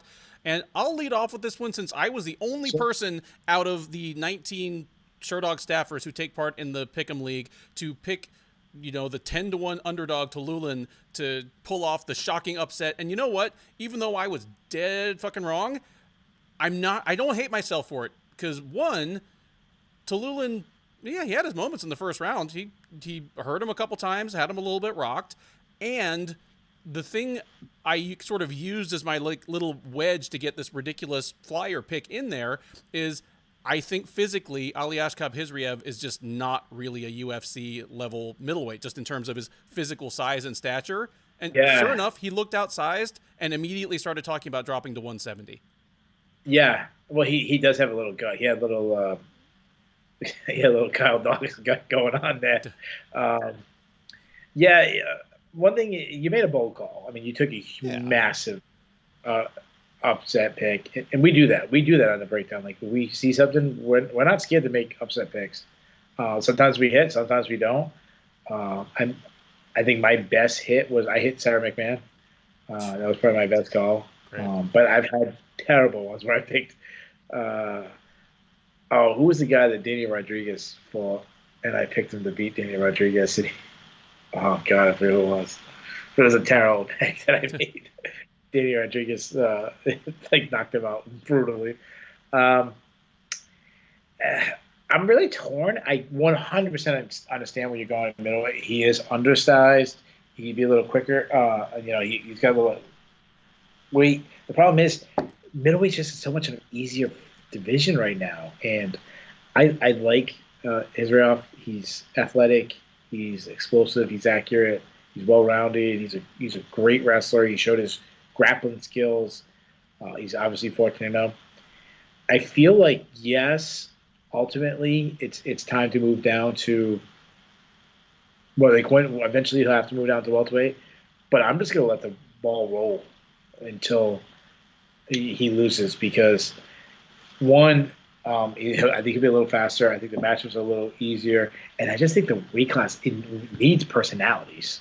Like he has a little bit of that like Shemaev personality going, where he's like smash everybody.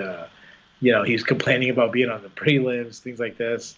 Like it's kind of like getting a little mouthy with Michael Bisping. Yeah, playing with Michael Bisping and stuff. And then there's like obviously both divisions, welterweight and middleweight, they both need new blood for the champions. But like there's a much bigger lineup at 170 than 185.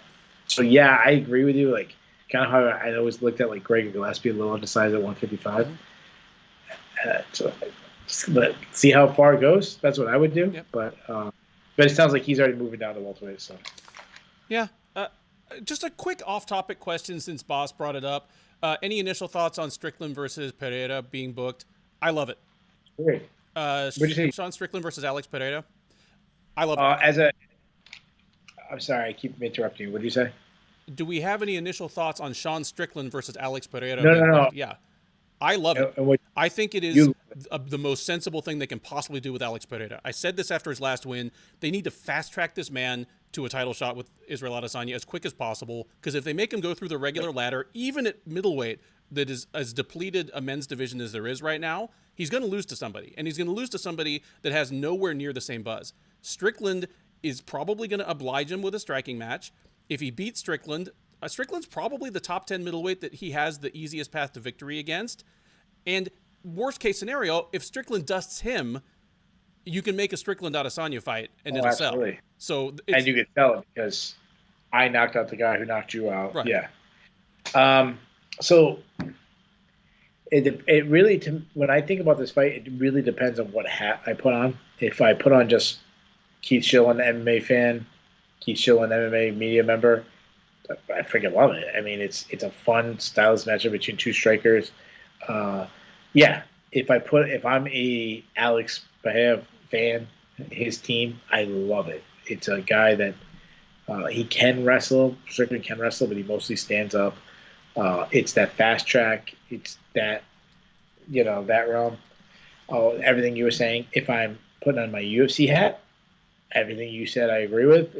No matter who wins, I think it really works out, especially if Pereira wins. Yeah. But if I'm a Strickland fan, I don't get why he took it, because I think it's a huge risk, little bit of reward. Like to me, like the juice ain't worth the squeeze. Like he probably could have taken on somebody else and got a title shot after that win.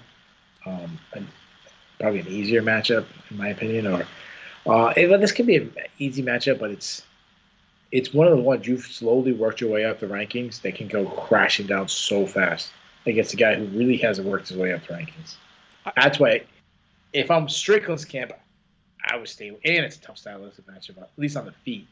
Really tough stylistic matchup. I agree with all those things, but we could go back and forth on the extent to which Strickland's persona is a put on versus just this is how he is and he has a bigger platform and a bigger microphone right now. Yeah. But accepting this matchup, it is the indication of a dude who just legit really doesn't give a shit. And that's kind of respectable in its own way. Oh, yeah, absolutely. And then that's the other thing you mentioned about the UFC. If you're in UFC mode, like Strickland might say some crazy batshit things and get even more eyeballs on this fight because he does say that. Like, and he seems to get more and more bold like if Strickland's his next fight, he says something that gets like mainstream media pissed off, like he gets because who knows what the hell he'll say. He's got Colby. He's got a little bit of Colby in him, with a little bit like insane like Mayhem Miller type thing in him too. So, I mean, he's almost got like the most difficult to deal with parts of Colby and Jorge Masvidal's like personas like jammed into one. Like, yeah, yeah, yeah, that's true. That's true. I mean, the UFC, obviously, several of its divisions are desperate for title contenders, but aside from that, the other thing the UFC is most desperate for is sellable fight night main events, and that would absolutely be one. Yeah, is I know it was announced, but was it a fight night or was it a pay per view? I didn't see if they had decided. They may just have agreed in principle on the fight. Gotcha. That would be a fun fight. Like, yeah, I would go with fight night main event. Like, do it all the way. Get all the cameras on them. Build Pereira's name up even more. Have Strickland say some batshit crazy stuff. Yeah, I mean the other option is to make it the co-main on a pay-per-view, and that way you get them in the embedded episodes. Just sure, and you get all just kind of the wild stuff that Strickland does when he arrives in Vegas or wherever. But then you're probably ending up with a 3-round fight, and I would really like to see these two guys in a 5-round fight before one of them gets a title shot. Yeah, I'd be worried if Strickland at like a press conference would confess to a crime or some shit and get arrested. Like, yeah, and I decided to be a fighter back when I raped this girl in college. That I'm joking. The only part I wouldn't believe would be the college part, honestly. Yeah, it's true. Let's finish up these prelims. Okay. Really weird prelim matchup. The next two are placement, I should say. Yeah. Both can be much higher on the card, especially in the ranking sense. Former title challenger Jennifer Maia take on Manon Ferro, who, I don't know, man. Even though my French is terrible and I pronounce her name wrong, I think me and you, when it comes to media members, like I think we're the lead of the pack. We're the head of the parade when it comes to Manon. I was blown away with the performance. I was huge on her before. I'm even bigger on her now. Fantastic performance. Kind of lost in the fact that she was a minus 380 favorite or whatever, is that this was a huge step up in quality of competition for her. It was an established longtime contender who had the Invicta title. Yeah, it was a huge step up for her, and she just took it in stride. I mean, it wasn't the kind of starching that she's had in her first couple of UFC fights, but she handled Jennifer Maia, fought to her own best advantage, was not afraid for it to go to the ground. And you can tell that because she threw so many kicks. Like, you know, when a kicker doesn't kick, you can tell it's usually because they're afraid of the takedown. It was a fantastic performance by her. Having said that, it definitely makes me want her to have at least 2 more fights before she sees Valentina Shevchenko. Yeah, just the thing that impressed me, and I agree with Shevchenko, don't rush it. Sometimes just let it. That does seem like the most marketable matchup right now. Let it season. Yep. You got a nice ribeye or something. Let it season. Don't just throw it on the grill. Just a huge step up. I mean, her last fight was Bueno Silva, going from Maria Bueno Silva to Jennifer Maia. That's a huge step up in competition. And I mean, she looked like the title challenger who was taking on this rising prospect who wasn't ready. Like, that's what it looked like. Now, obviously, I know Manon Ferro is much older. I think she's like 32. Yes, 32. She's not this young prospect, but she looks so good. She's big for the weight class, fast, accurate, athletic, showing off. She was showing off wrestling where she was initiating takedowns. She showed us some grappling positions where she almost was going for submissions. And then when she was taken down, how quickly she was able to get back up. Let me ask you this. So I just said this is the fight you need to season.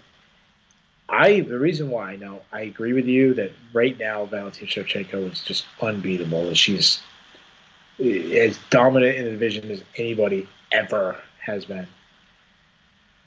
But is Ferraro the biggest threat in the division? And if not, who is? Because I think she is. I think she's the number one threat to Valentina Shevchenko. I think she is the biggest threat to Valentina Shevchenko. The thing is, I still don't think that's much of a threat. I think she could do. I think she'd be more of one a year down the road.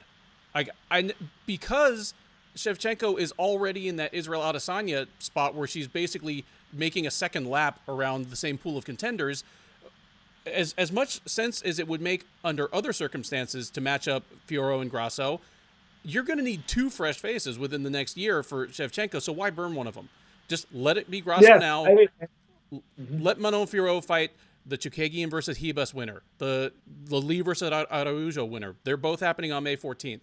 Like one of those winners, let Fiorot fight her. She's ready to fight maybe by the end of the year. Maybe if it can be justified, let her have another fight before then. Again, we're talking about a woman with 11 pro fights. And I know she had a kickboxing career before that, but that wasn't that wasn't terribly long either. She's not one of those women who has like 160 kickboxing matches. Yeah.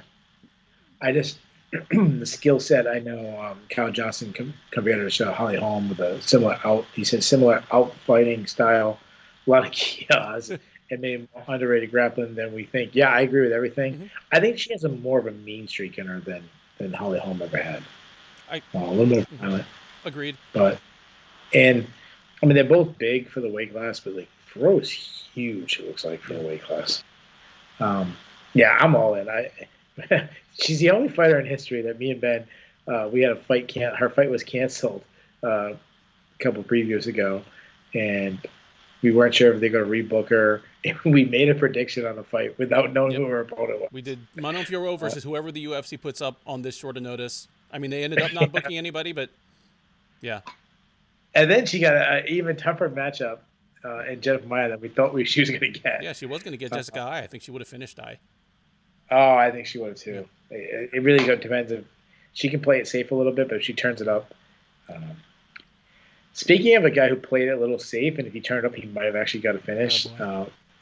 Matthias Nicolau took on David Dvorak in on paper, one of the best matchups, and really boring at times. Very, very boring. But when Matthias Nicolau let his hands go, he was hurting Dvorak. He dropped him a couple times. It just came to the point where for flyweight, we just got to admit that Nicolau was also in that club of like harder hitters in the division. Yeah, and also speed. Like it's interesting when you have two flyweights, and so we're already talking about a blindingly fast division, and then there's one guy that just seems to have another gear. Because whenever Nicolau decided to let things go, he was landing combinations.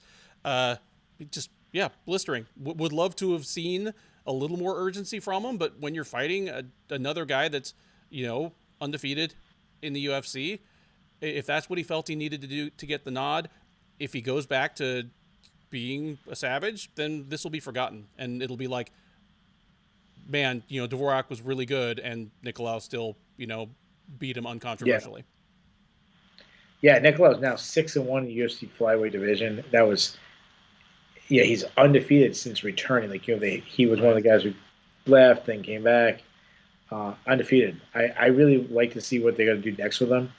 It's such a good division, and then the whole Figueiredo Moreno thing, fighting a fourth time is holding up the division. If we're being honest, I mean, it's why Cara France had to fight again. It's why Ashraf had to fight again. Yeah.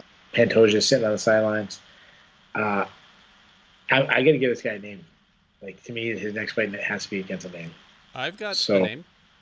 Good. I've got Brandon Royval and Matt Schnell are fighting on May 7th. Give him the winner of that. Wow. Okay. It's one of those. I love flyweight. Like, yeah, that works. I went with former title challenger, and again, I don't know if this guy's ever one. I don't know if this guy's ever fighting again. Two, I don't know if he's ever fighting at flyweight again. But I went with Alex Perez. If Perez wants to stay at flyweight, stay in the title picture, I like that too. Yeah. I know it's safe to say him and Matt Schnell and I were fighting each other. Another cursed fight. And the first fight, Luis Saldana versus Bruno Souza. So let me give you a little backstory. I was at my daughter's she made all-state chorus. They had a big concert. So when this fight was happening, it was the ending of the concert. So I couldn't watch it live. I had to rewatch it afterwards. I was watching it. My wife's so sweet. She drove so I could watch the fight in the car. So not too much to take away from it. I just thought Bruno Souza won. I agree. I 928 for him. I scored it for Souza as well. The third round was the swing round to me, so I don't hate. I don't hate the fight going Saldana's way. You know, neither guy really put his stamp on the third round, but I did score it for Souza myself. Yeah, I thought the judges were swayed by like Saldana had like one good clean combination in the third round, and I think that's what sold them. But they ignored Souza just more output, kind of moving forward, landing the shots. I just was really surprised by it. And then all three judges, that's what was really, really surprising. Not a split, nothing. Yeah, that's it. Yeah. So they have it. We covered all 12 fights in depth as I think anybody can. Let's do the fun stuff. The Bulls and the Bears, the cut list. I got one person for the cut list. Let me put my eyeballs on this here card. Bruce Boucher said Dawkis be running back to the cup, begging for a jump back ASAP. Damn. Yeah. Yeah. He's the cup in Philly. I don't know. I was going to say, Philly is notoriously tough on its sports figures. Maybe they don't want him back. Yeah, they might not want him back. They're going to trade him for Jermaine Durandamy. Ashley Cummings. Yeah, so the way we do the cut list is if both me and Ben has someone, we have the same person on both of our lists, we add them to the official cut list, meaning that we give the UFC permission to cut this person. I have one person, listeners, put out anybody that you would cut and see if you're in agreement. Ben, do you have anybody for your cut list? I have one person for the cut list. All right, let's see if we have the same person. I have Joanne Wood. Wow. She's lost 3 in a row. She's lost 4 of 5. She's lost 5 of 7. Wow. I don't think it's going to happen in reality. I don't think it's going to happen. She is the wife of one of the coaches that corners UFC fighters most often. She has a certain amount of name value left. They can keep feeding her to up-and-comers to build them up. So I don't think it's going to happen, but competitively it should. Yeah. Yeah, the person has to be on both of our lists for us to give the UFC permission to do something they're not going to do. But, dude, we're giving her permission because that's the only name I had on my list, too. I'm saying cut Joanne Wood, too. I thought about putting Souza on there, Bruno Souza, but I thought he won the fight, so that's why he didn't make my list. So, yeah, I would cut Joanne Wood. So, Joanne Wood, wasn't too long ago you were supposed to fight for a title. Now you're on the Shillan and Duffy cut list. Bulls and the Bears. The Bulls and Bears is a stock market reference. It's something's going good. A stock's doing good. It's a bull stock. If it's going bad, it's a bear stock. We do it hockey style, like 3, 2, 1. Ben, I don't know why I always ask. I always say if we want to keep it negative. We always do the Bears first. I'll let you go first. Okay, sure. Bears. I've got to throw Carl Hosa out there, even though I said her stock doesn't drop too much because I think she lost in a way that not a whole lot of other women, even other wrestlers in the division, are going to be able to replicate very easily. Not like Mcmahon. There's still a problem when you're that big a favorite, and just don't show that many signs of life. Just no, because even when she's the better wrestler, sometimes Sarah McMahon wins until she loses, but no, there was just never an opportunity. Hosa never caught her clean on the feet, never had her in serious danger of a submission. It was just a bad look. Number 2, Viagoslav Borshov. He was also a big favorite, and everybody else at lightweight just went, oh, so that's how a B do it? And yeah, he's definitely needs to go back to the drawing board now, or he's going to be a flash-in-the-pan guy who got to the UFC with a one-punch knockout, debuted with another one-punch knockout, and then lost 4 out of 5 just by being out-wrestled badly. So, yeah. Big drop-off for him. And my number 1 bear is going to be Ugh. You know what? That's it. I only have 2 bears. I can't be that negative today. Okay. Um, so obviously, listeners, you can throw your bulls and bears out there, and I'll read them. Sky McCree, he must have just went through Manon Farrow's record and noticed that she didn't have a submission win. She says, "Cruel, but give wood to Farrow first, then cut her." Sorry, so I guess he wants Farrow to get a submission victory by having her fight Wood. My 3 bulls. Number 3, I'm going with the Brazilians. The Brazilians went 1-3 on the night. Nicolau won, but Souza, Maya, and Hosa. I almost went Brazilian women, but I'm throwing Souza in there, even though I thought he won. Souza, Maya, and Hosa. Not a good night for the Brazilians. Number 2, the guy who lost in the main event, Chris Dawkis. This is a guy that was on a rise, possibly a title contender, and he gets knocked out in main events in back-to-back fights. Yeah, not a good time for Chris Dawkis. They said that he went through some dark times with a Derek Lewis knockout. I'm sure those times are going to rise again when he's got 2 of them in a row. But my number 1 is the person we just cut, Joanne Wood, as you mentioned. 5 out of the last 7, 4 out of the last 6, 3 in a row, back-to-back submission losses. Not a good time for Joanne Wood. Now it's time for the good ones. These are the bulls. Ben, I'll let you go first again. Give me your bulls. These are the people who had a good night. Bull. I'm gonna throw Alexa Grosso out there. She was a big favorite. I mean, yeah, she was a moderate favorite, but when you're a favorite, you need to do more than just get your hand raised at the end to raise your stock. She did that. She showed some chops on the ground that she had not shown before. And obviously, we've been over this. Joanne Wood's defense, her grappling defense, is porous, but that doesn't explain just how smooth and airtight Grosso's positional advances were on the ground, or how clever she was at switching the choke side from one to the other, just like that, just being a step ahead of her. So I like that one a lot. Gonna throw... you know what? Just the rest of it, I'm going to say wrestling. You know, like Askar Askarov is the only guy that like really out-wrestled his opponent and ended up losing the fight. For the rest of this, it was kind of the story of there were some good wrestlers that really just put their stamp on the fight, whether it's, Sarah McMahon, Mark Diakiese. Good night for the old wrestling. Mark Diakiese, I'm sure he was a Commonwealth Games representative and Olympic hopeful. Olympic hopeful. Even like guys who, like Luis Saldana, probably won because he got a couple takedowns. Yeah. Do you have anybody else? That's it. Okay. So I have Alexa Grasso was on my list too, so I'm gonna leave her off.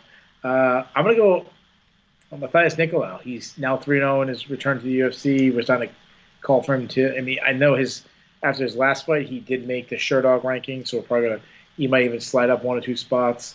Probably slide up in the UFC rankings. So Matthias Nicolau, good for him. My number 2, I'm obsessed with this one. Manon Farrow, she's now 4-0 in the UFC. Big step up in competition, beat a highly ranked opponent. And my number 1, Kai Kara France. 3 wins in a row in the division. We're talking about his next fight should be for the title. That's always a good thing. And we talked about the guys he's fighting. Like, I'm not saying I would pick him, but he's a real threat to those guys. So his next fight could be for the title, and he could be the champion. So not that long ago, Kai Kara France was getting beat by, I think, like Brandon Royval was beating him. Really turned his career around. Looked like he was going the other way, and now he's red hot. And I'm going to throw a bonus one out there. This is an extra bonus one of who had a really good run and is my number 1, really my number 1 bull. And I know I can speak for Ben and everyone on Sherdog and everyone in the chat. Chris Gutierrez mentioned that his mom beat cancer. So Miss Gutierrez, or whatever your last name is, congratulations on beating cancer. You are ultimately the bull. Good for you. We're very happy. Give cancer a spinning back fist and knock that motherfucker out. Yep, absolutely. There you go. All right. Grade of the evening. What did you score the card? Oh, Oh, I'm sorry. Hold on. Let me read out some. I'm sorry. I didn't read. Let me see that. Let's see. Kyle Johnson, Bulls, Kai, and Grosso will become title contenders. Yep. DKC was saving his job. job. And real If I quick, say it, good. like the question from Paul Eggers asking about 2 weeks from now, UFC 273. At the moment, Volkanovski's like a minus 450 Insane. favorite. Korean Zombie's a big underdog. What movement do we expect over the next 2 weeks? General rule of thumb is that you're kind of popular with casuals fighters ahead of a pay-per-view. The line is going to slide in their direction. So if you like Volk, just wait, because money's going to come in on Korean Zombie over the next 2 weeks, and it's probably going to slide in that direction. It's especially so when it's in Vegas. When it's in Vegas and all like the Connor clones come into town, Sure. or people that Nick Diaz is still fighting. Those types. It's really big, but even though this one's in Jacksonville, like I expect that it's going to slide it, and Volkanovski will be a smaller favorite by the time it happens. Yeah, the Korean Zombie is popular with the casuals. I'm just worried the casuals would check the betting lines and go, "Oh, I thought Volkanovski was fighting the Korean Zombie. He's fighting this Chan Sung Jung guy," and then they'll make the bet. As far as the line, like Korean Zombie at plus 500, to me that's insane. Like, I understand Volkanovski being the favorite or whatever. Like, obviously, me and Ben will be doing our predictions, but that line should be drastically much closer. Like, Korean Zombie is a real threat. He's a very good fighter with a very underrated grappling game, power in both hands, very good boxer. That fight the betting line should be much closer. Agreed. All right, what was your overall grade for the card? B plus. I mean, the first part of the card, it kind of dragged a bit. We got some really exciting stuff happen on the main card and learned something in the co-main as well as main event. So I'll give this one a solid B plus. Yeah, I went with a B too, so we're in the same range. I think last week's card was so amazing that it really set too high of a bar. And yeah, again, it was a lot of times we had the prelims being bangers and the main card kind of fizzling out. This was the opposite. The main card I thought was absolute dynamite. In the prelims, there was a couple of fights that was a little bit of a snoozer. So, most important question, Ben, listener of the evening. Who's your listener of the evening? Man, it was a night full of like a lot of just our all-star team. We got the Boss is here, Kyle is here, Scott is here, Mbaye is here, just roasting us constantly as she always does. Tapper Snap was here. But man, we had a couple of like really nice kind of what I think are first timers. People like Higher Low 1000 West Coast, who kind of showed up in the last half hour or so. Paul Eggers showed up like right at the end. I think I'm going to give it to Higher Low 1000, but photo finish there. Yeah, I'm assuming he's a he. Really good. I had some really funny lines. I think the line about Kyle Dawkis right out the start had me going. I'm going to go the opposite because of that. I knew you were going to go with someone new, so I'm going to go with people that we always have. The All-Star, you can't pick between these guys, but Kyle Johnson stood out to me. He had some really good ones. I haven't given Kyle Johnson the win in a really long time. I'm going to give it Kyle. He just really long and very thoughtful answers. So Kyle's my winner today. So, but overall, you guys are all great. We love the listeners. Preview UFC 273, right? Yes. That'll be out soon, and then Ben will be here. I will not be at the next recap. Unfortunately, I love doing the recap, so maybe unfortunate for me. Probably not unfortunate for you, as I'm sure Ben will have a better host with me. But so Ben, anything you want to say before we get out of here? No, just as always, thank you for listening, and we'll see you ahead in the